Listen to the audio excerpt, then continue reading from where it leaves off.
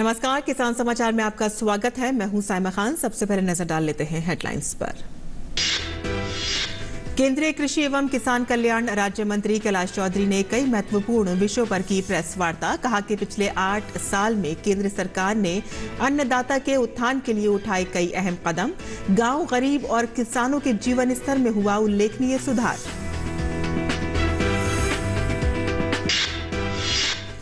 प्रधानमंत्री नरेंद्र मोदी ने मंगलवार को नवी विश्व आयुर्वेद कांग्रेस के समापन समारोह को किया संबोधित। कहा कि वन अर्थ वन हेल्थ का अर्थ है स्वास्थ्य का व्यापक दृष्टिकोण। आयुष उद्योग 8 साल में 20,000 करोड़ से बढ़कर हुआ 1.5 लाख करोड़ रुपए।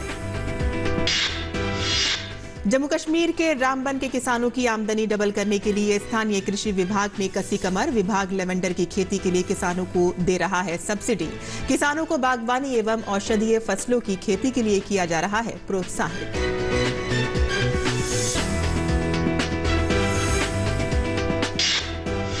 उत्तर प्रदेश के मिर्जापुर में लहलहाएगी ग्राफ्टिंग बैगन की फसल। जिले के उद्यान विभाग की पहल पर अलग अलग विकास खंड में खेती की हुई शुरुआत। सामान्य बैगन के बजाय ग्राफ्टिंग बैगन की पैदावार होगी 3 गुना से अधिक।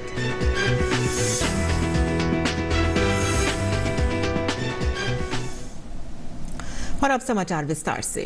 प्रधानमंत्री गोवा में नवी विश्व आयुर्वेद कांग्रेस में शामिल हुए, जहां उन्होंने इसके समापन सत्र को संबोधित किया तो देश को 3 राष्ट्रीय आयुष संस्थानों की सौगात भी थी। गोवा समेत दिल्ली और गाजियाबाद में राष्ट्रीय स्तर के इन संस्थानों की शुरुआत करते हुए पीएम मोदी ने परंपरागत चिकित्सा पद्धति को बढ़ावा देने का जिक्र किया।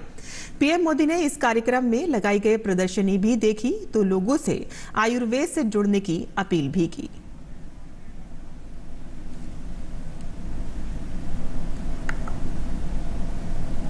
नरेंद्र मोदी ने कहा कि अपने ज्ञान, विज्ञान और सांस्कृतिक अनुभव से विश्व के कल्याण का संकल्प अमृत काल का बड़ा लक्ष्य है। आयुर्वेद इसके लिए एक प्रभावी माध्यम है।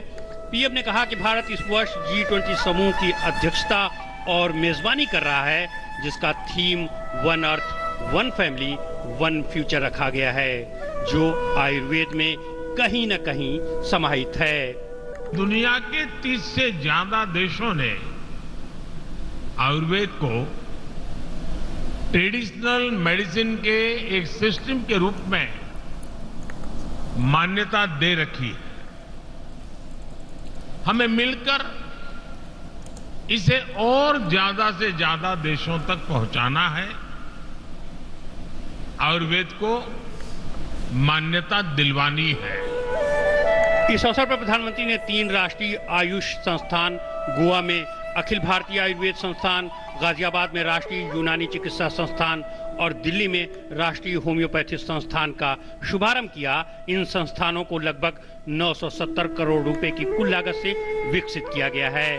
प्रधानमंत्री ने कहा कि आयुर्वेद इलाज से आगे बढ़कर कल्याण की बात करता है और कल्याण को बढ़ावा देता है। विश्व भी अब तमाम परिवर्तनों और प्रचलनों से निकलकर इस प्राचीन जीवन दर्शन की तरफ लौट रहा है। कुछ लोग समझते हैं कि आयुर्वेद सिर्फ इलाज के लिए है, लेकिन इसकी खूबी ये भी है, आयुर्वेद हमें जीवन जीने का तरीका सिखाता है। आयुर्वेद हमें सिखाता है कि हार्डवेयर सॉफ्टवेयर की तरह ही शरीर और मन भी एक साथ स्वस्थ रहने चाहिए, उनमें समन्वय रहना चाहिए। प्रधानमंत्री ने कहा कि आयुर्वेद का प्रभावी परिणाम था, लेकिन प्रमाण के मामले में कहीं पीछे छूट रहा था। इसलिए प्रमाण का डेटाबेस एविडेंस डॉक्यूमेंटेशन करना अनिवार्य है। इस पर लंबे समय तक निरंतर काम करना होगा और इस दिशा में कुछ कदम उठाए भी जा चुके हैं। एविडेंस बेस्ड रिसर्च डेटा के लिए हमने एक आयुष रिसर्च पोर्टल भी बनाया है। इस पर अब तक के करीब 40,000 रिसर्च स्टडीज का डेटा मौजूद है। अब हम नेशनल आयुष रिसर्च कंसोर्टियम बनाने की दिशा में भी आगे बढ़ रहे हैं। प्रधानमंत्री ने कहा कि भारत ने दुनिया के सामने वन अर्थ वन हेल्थ का फ्यूचरिस्टिक विजन भी रखा है। इसका मतलब है हेल्थ को लेकर एक यूनिवर्सल विजन। इसमें इंसानों के साथ साथ जीव जंतु को अलग नहीं किया जा सकता है। प्रधानमंत्री ने गोवा में आयोजित आरोग्य एक्सपो 2022 का दौरा भी किया।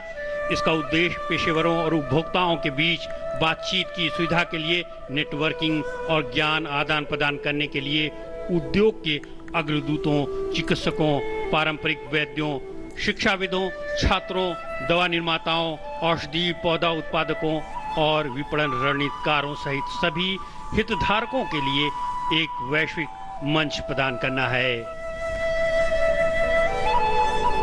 Nitin Singh, DD news. और जम्मू कश्मीर के रामबन में किसानों की आय दोगुनी करने के उद्देश्य से लेवेंडर की खेती को प्रोत्साहन दिया जा रहा है। किसानों को बागबानी एवं औषधीय फसलों की खेती के लिए प्रोत्साहित किया जा रहा है। वहां कृषि विभाग 50% सब्सिडी पर किसानों को लेवेंडर के पौधे उपलब्ध करा रहा है। किसानों को भी इससे बहुत लाभ हो रहा है। रामबन कृषि विभाग के अधिकारी ने बताया है कि हमने लाभ उठाने वाले 6 किसानों को नियुक्त करके लेवेंडर की खेती को प्रोत्साहन देने का काम शुरू किया है। ये काम 25 कैनल के क्षेत्र में शुरू किया गया है।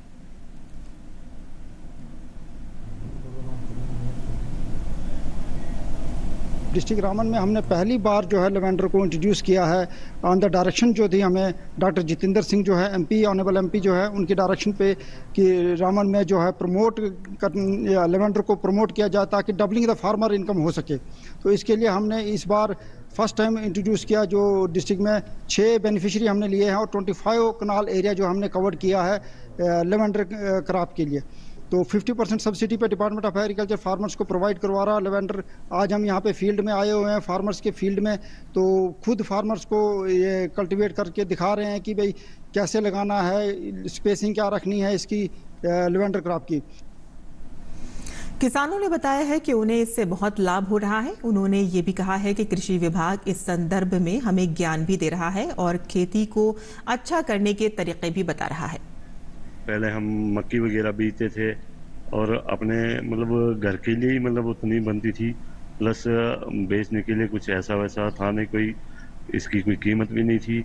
और उसके बाद एग्रीकल्चर डिपार्टमेंट वालों की तरफ से मतलब इनकी तरफ गाइडलाइन दी, इन्होंने समझाया कि कैसे क्या करना है और इन्होंने लेवेंडर के बारे में समझाया, गाइडेंस दी और उसके बाद इन्होंने लेवेंडर के पेड़ वगैरह दिए और उन 2 कनाल ज़मीन में लेवेंडर को लगाया गया। मेरे पास बंजर ज़मीन पड़ी हुई है तो मुझे एग्रीकल्चर डिपार्टमेंट ने अवेयरनेस दी लेवेंडर के बारे में कि ये जो है बंजर ज़मीन में हो सकता है।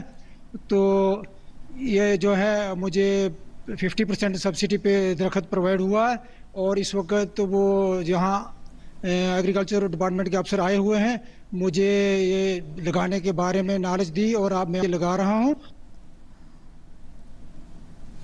उत्तर प्रदेश के मिर्जापुर जिले में रोपण के बजाय अब किसान ग्राफ्टिंग कलम विधि से बैगन की खेती करेंगे। उद्यान विभाग की पहल पर अलग अलग विकास खंड के 2-2 किसानों को चयन करके इस खेती की शुरुआत भी कर दी गई है। आने वाले दिनों में जल्द ही जिले के अन्य विकास खंडों में किसानों के खेतों में बैगन की खेती लहलहाएगी।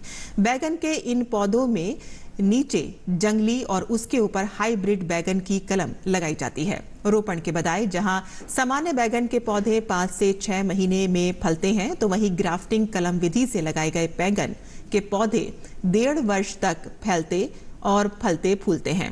पौधों की ऊंचाई 7 से 8 फीट होगी और इसके लिए पौधे के अलग अगल बगल मचान तैयार कराए जाएंगे। बैगन के ये पौधे छत्तीसगढ़ के रायपुर से मंगवाए गए हैं। प्रयोग के तौर पर कौन विकास खंड के तिलठी गांव निवासी किसान एन.के. दुबे ने 2.5 बीघा और पटेहरा विकास खंड के देवरी गांव में संजय मिश्र ने 4 बीघा में कलम विधि से बैगन की खेती कराई है। किसानों की माने तो जुलाई में पौधे लगाए थे और अब पौधों में फूल आना शुरू हो गए हैं। किसान NK दुबे ने बताया है कि सामान्य बैगन के बजाय इसकी पैदावार 3 गुनी से अधिक होगी। जिला उद्यान अधिकारी ने बताया है कि ट्रायल के तौर पर जिले में 2 किसानों का चयन करके ग्राफ्टिंग कलम विधि से बैगन खेती की शुरुआत कराई गई है और जल्द ही इस विधि से खेती के लिए अन्य विकास खंड के किसानों को प्रोत्साहित किया जाएगा।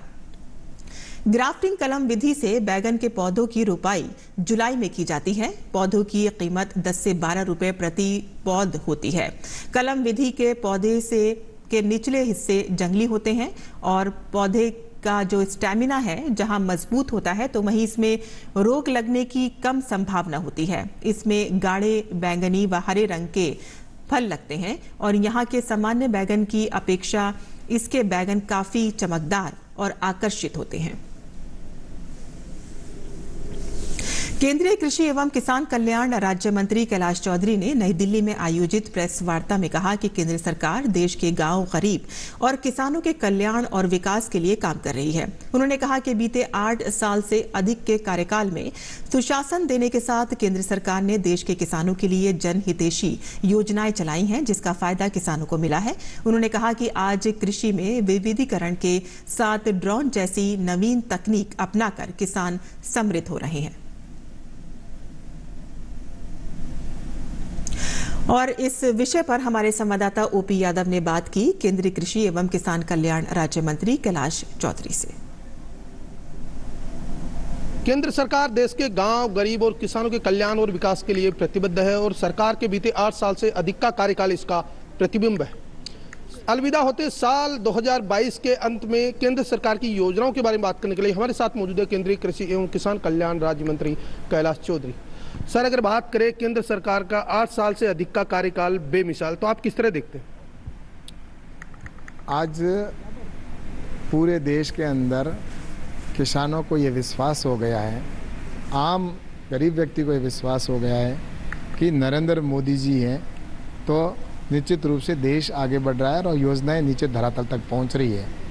और इसका उदाहरण अगर देखा जाए तो जो आज डायरेक्ट बेनिफिट के तौर पर डायरेक्ट बेनिफिट पे पैसा किसान को या आम आदमी को मिल रहा है, चाहे वो गरीब हो चाहे किसी को भी डायरेक्ट बेनिफिट है, या डीबीटी के और सेल्फ अटेस्टेड का जिस तरह से निर्णय हुआ, या जो स्वच्छता का अभियान के तहत पूरी जो सरकारी अधिकारी सरकारी डिपार्टमेंट थे उन सब के अंदर जिस तरह से जो स्क्रैप था उसको समाप्त करने का काम किया गया। और जो एक तरह से मैं कह सकता हूँ कि गुड गवर्नेंस का अगर उदाहरण है तो आज ये सरकार कर रही है। और ये कार्य पहले अगर हो गया होता और यूपीए की सरकार के समय तो मुझे लगता है कि राहुल गांधी जी को इस तरह से पैदल नहीं चलना पड़ता। में बीते 8 साल में किसानों को कल्याण और विकास से जुड़ी कौन कौन सी महत्वपूर्ण योजनाएं हैं जो बीते 70 साल में देखने को नहीं मिली और एक पारदर्शी सुशासन के साथ अन्नदाता का विकास हुआ? मैंने कहा ना कि किसान को भी आज सम्मान निधि का पैसा है, तो लगभग 11.5 करोड़ किसानों को डायरेक्ट बेनिफिट के तौर पर किसान सम्मान निधि के माध्यम से 216 करोड़ से अधिक रकम है वो उनके अकाउंट के अंदर गई है। इसी तरह से किसान सम्मान निधि का पैसा है या जो फसल बीमे का योजना का पैसा है तो वो भी आज किसान को डायरेक्ट उनके अकाउंट में पहुंच रहा है। और इस तरह से केसीसी है तो उनको भी डायरेक्ट उनके अकाउंट में पहुंच रही है। और इसी तरह से फर्टिलाइज़र है या डीएपी के है उसके अंदर भी उनको सब्सिडी का है तो वो डायरेक्ट उनको बेनिफिट के तौर पर उनको पैसा मिल रहा है। तो ये एक कह सकते हैं कि किसान के लिए पहले बड़ी चुनौती थी। और मनरेगा का पैसा है चाहे वो भी पहले जिस तरह से ग्राम सेवक के माध्यम से आता था और बीच में बिचौलिए होते थे, बैंकों के अंदर भी बिचौलिए होते थे, उन सबको समाप्त करने का काम आदरणीय नरेंद्र मोदी जी ने किया है और जिसकी वजह से किसान को इस गुड गवर्नेंस का एक एहसास हुआ है। प्रधानमंत्री नरेंद्र मोदी का 2047 के नए भारत का जो सपनों का विकास है वो कृषि में किस तरह देखेंगे नई तकनीक के संदर्भ में? हमारे हिंदुस्तान के अंदर ड्रोन से किसान खेती करने लगा है, ये पहली बार हुआ है। इस तरह से डायरेक्ट बेनिफिट का हो गया या नई टेक्नोलॉजी जिस तरह से सीड के अंदर हो या फर्टिलाइज़र के अंदर नैनो यूरिया का उपयोग जिस तरह से किया गया है कि एक कट्टा जो पहले ढोने के लिए उनको ज़्यादा उसका ट्रांसपोर्टेशन का खर्चा होता था अब नैनो यूरिया का उपयोग करने लगा है। इस तरह से शिक्षा के अंदर भी एग्रीकल्चर शिक्षा के अंदर ऑनलाइन सिस्टम कर दिया गया है। और जिस तरह से ये कह सकता हूँ कि वोकेशनल एजुकेशन के माध्यम से हमारे जो युवा है उनको ट्रेनिंग मिलेगी और उसके साथ ही स्टार्टअप को सपोर्ट किया जा रहा है। हमारे देश के अंदर इतने स्टार्टअप जो अभी हुए हैं तो वो कृषि के अंदर सारा इनको सपोर्ट एक ऑनलाइन के माध्यम से किया जा रहा है, उनको टेक्नोलॉजी के माध्यम से उनको सब कुछ ये चीज़ें हो रही है। तो ये एक गुड गवर्नेंस ही है कृषि के अंदर, जिसका लाभ सब किसान लेके, और नरेंद्र मोदी जी को इस बात के लिए सब किसान हैं निश्चित रूप से जिसको लाभ मिलता है तो वो धन्यवाद देता है। और केसीसी का पैसा जैसा आपने देखा, किसान सम्मान निधि का पैसा है, करोड़ों करोड़ रुपए किसानों के अकाउंट में 1 मिनट के अंदर पहुंच जाते हैं। तो ये गुड गवर्नेंस और डायरेक्ट बिचौलियों की मुक्ति इससे मिलती है। ये काम मुझे लगता है कि बहुत पहले होने चाहिए थे, लेकिन नरेंद्र मोदी जी की सरकार ने ये बहुत महत्वपूर्ण कदम उठाए। बीते 8 साल से अधिक के कार्यकाल में न केवल केंद्र सरकार ने देश के गाँव, गरीब और किसानों के कल्याण और विकास के लिए नई नई नीतियाँ और योजनाएं बनाई है, बल्कि जमीनी स्तर पर इन्हें क्रियान्वयन कर आर्थिक रूप से अन्नदाता का विकास करने का महत्वपूर्ण काम भी किया है। मेरे सहयोगी कैमरामैन जगपाल के साथ मोपी यादव, डीडी न्यूज, दिल्ली। और तीर्थ नगरी गढ़मुक्तेश्वर में प्राचीन कला से बनाए जा रहे मूडा व चटाई लघु उद्योग काफी मशहूर हैं। प्रदेश सरकार मुक्तेश्वर में बनाए जा रहे मूडा उद्योग को बढ़ावा देने के लिए वोकल फॉर लोकल की तर्ज पर अभियान चला रही है। गंगा किनारे होने वाली सरकंडा, सेटा और सुतली को इकट्ठा करके ये मूडा बनाए जाते हैं। यहाँ बनने वाले मूडा न केवल पूरे भारत में बेचे जाते हैं, बल्कि इनका व्यापार विदेशों में भी होता है। आइए देखते हैं ये खास रिपोर्ट। उम्मीदों का शहर उत्तर प्रदेश, जहाँ की संस्कृति और कला की पूरी दुनिया में धूम है। राज्य में कई जनपद मौजूद हैं, जिनमें से एक है हापुड़, जहां बसा है गढ़मुक्तेश्वर। गढ़मुक्तेश्वर का भी पौराणिक इतिहास है। गंगा किनारे बसा ये कस्बा देश में अपनी विरासत के लिए मशहूर है और यहाँ का एक अनोखा इतिहास भी है। गढ़मुक्तेश्वर के आसपास के इलाके में एक ऐसा व्यापार होता है जिसकी झलक शहर में प्रवेश करते ही देखने को मिल जाती है। सड़क किनारे मौजूद ये मूढ़े आपका ध्यान अपनी ओर खींचते हैं। बेहद खूबसूरत दिखने वाले ये मूढ़े वोकल फॉर लोकल की तर्ज पर यहाँ बनाए जाते हैं। यहाँ बना मूढ़ा भारत में ही नहीं बल्कि विदेश में रहने वाले घरों की बैठकों और बड़ी बड़ी कोठियों की शान बना हुआ है। यहाँ के मूढ़ा कारीगर दिन रात मेहनत करके गंगा किनारे खादर क्षेत्र से सरकंडा, सेटा और सुतली को इकट्ठा करके अपने अपने घरों में नया डिजाइन देकर इन्हें तैयार करते हैं।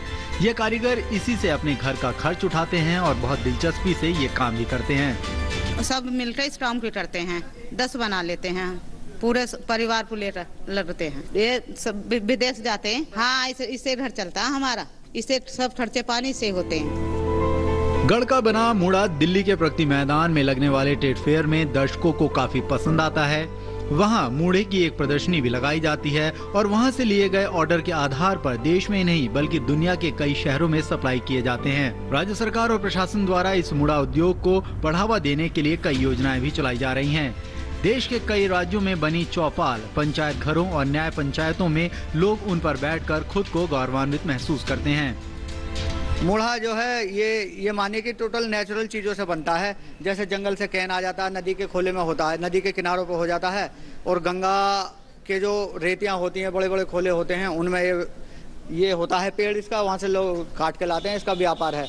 हमारे आसपास में बहुत सारे गाँव हैं जो इसको काट के लाते हैं और उसे साफ करके हमारे यहाँ मार्केट में लाते हैं। संडे में मार्केट लगती है उसकी, उससे हम लोग खरीदते हैं और फिर इसे बनाते हैं। टायर इनके नीचे मोहरी में लगता है ताकि ये लंबे समय तक मोहरियाँ इसकी चलती रहें नीचे।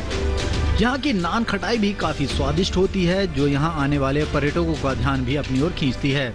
इसके स्वाद की दीवानगी उत्तर प्रदेश में नहीं है बल्कि पूरे भारत में बनाकर सप्लाई की जाती है।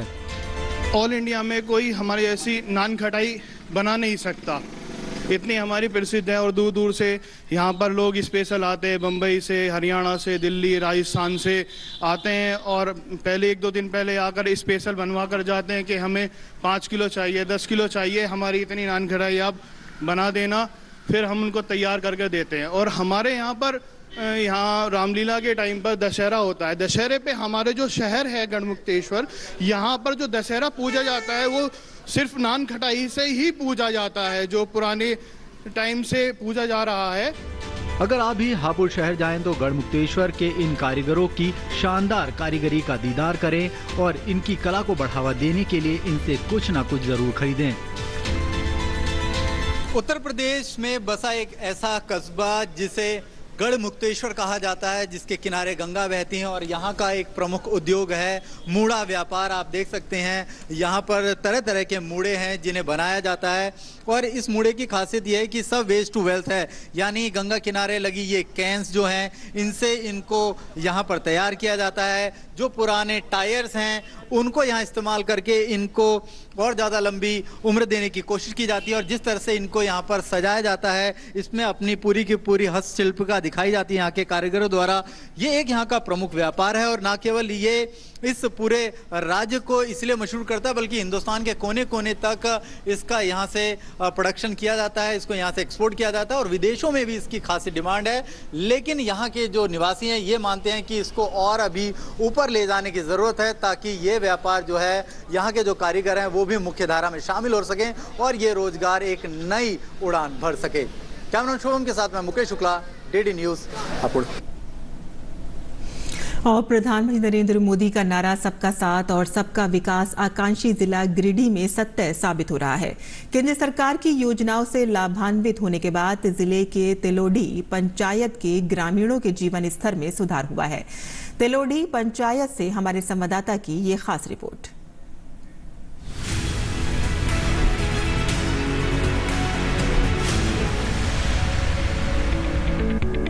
चाहे हदीस अंसारी हो या फिर मुनव्वर, गरीबी के चलते कई दशकों से इनके घर का सपना पूरा नहीं हो रहा था। ये परिवार मिट्टी के घर में रहते थे और बरसात में इनका जीवन नरकीय हो जाता था। लेकिन प्रधानमंत्री आवास और शौचालय से लेकर उज्ज्वला और मुफ्त राशन तक की योजना ने इन सबों की जिंदगी बदल दी है। आकांक्षी जिला गिरिडीह के ये निवासी केंद्र की विभिन्न योजनाओं का फायदा लेकर विकास के रास्ते पर चल पड़े हैं। प्रधानमंत्री आवास मिला, मेरा खपरेला मकान था, रात में चूने लगता था बारिश में। हम लोग प्रधानमंत्री की इस योजना से शौचालय भी हो गया और सिलेंडर गैस भी मिला है। प्रधानमंत्री की योजना से हम काफ़ी खुश हैं कि हम लोग को लिविंग ऑफ स्टैंडर्ड अच्छा हो गया। बहुत परेशानी था सर, मैंने जो हमारा घर मिट्टी का था, बहुत परेशान में थे, बहुत दिक्कत था। अब कॉलोनी बन गया तो कुछ आराम से रहते हैं। हम लोग का खबरा का मकान था, जो सो पानी में बहुत चुभता था, बहुत परेशानी हम लोग रहते थे।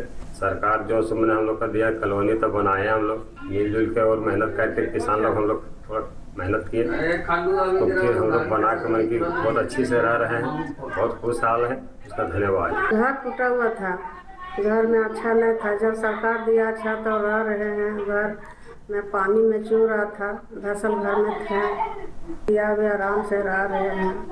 सरकार दिया तो कॉलोनी दिया है, गैस भी दिया है और राशन कार्ड भी दिया है, शौचालय भी दिया है और राशन भी 2 बार मिलता है। सरकार का धन्यवाद। तेलोडीह पंचायत के मुखिया सब्बीर आलम का कहना है कि केंद्र सरकार की महत्वाकांक्षी योजनाओं ने गरीबों की तकदीर और तस्वीर दोनों बदल दी है। उनके पंचायत के 450 गरीब लोगों को आवास, शौचालय, राशन कार्ड, गैस सिलेंडर और जन वितरण प्रणाली के माध्यम से अनाज मिल रहा है। हमारे पंचायत तेलोडी जो कि प्रखंड गिरिडीह और जिला गिरिडीह के अंतर्गत आता है, इस पंचायत में हमने लगभग 450 आवास का लगभग स्वीकृति कराया है, जिसमें लगभग 380 आवास पूर्ण हो चुके हैं और लगभग 60-70 आवास का कार्य प्रगति पर है। हमने सरकार की सभी महत्वाकांक्षी योजनाओं को जो है अंतिम पायदान में खड़े व्यक्ति तक पहुंचाने का कार्य किया है। आकांक्षी जिला गिरिडीह में केंद्र सरकार की योजनाओं ने गरीबों के जीवन स्तर को काफी उठाया है। जिन लोगों के लिए पक्का मकान एक सपना था, वो सपना अब पूरा हो चुका है। आकांक्षी जिला गिरिडीह में केंद्र की विकास योजनाएं वरदान साबित हो रही हैं। Bureau report, DD news.